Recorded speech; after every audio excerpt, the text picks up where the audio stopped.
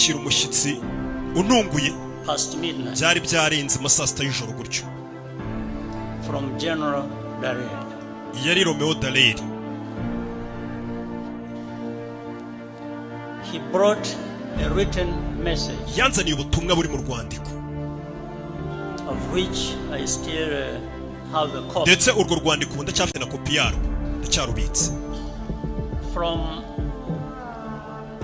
the French general. urwo rwandiko rwari ruturutse kuri generali w'abafaransa wari uyoboye abasirikare. France had just deployed in the western part of our country. abafaransa bari bamaze kohereza abasirikare mu gice cy'uburengerazuba bw'igihugu cyacu.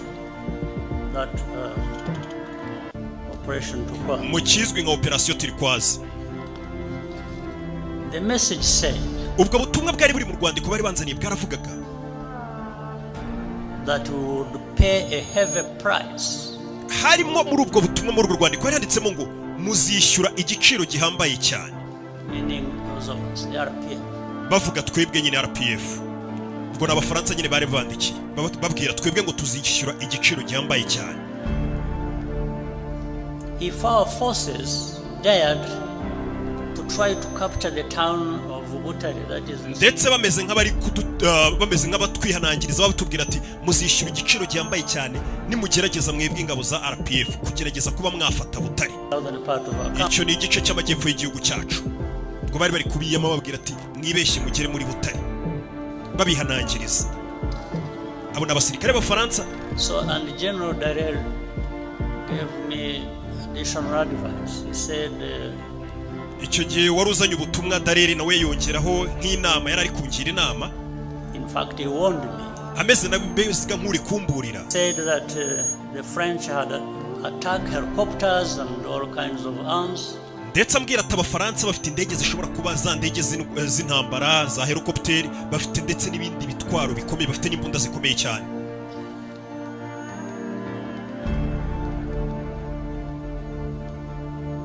Every kind of heavy weapon.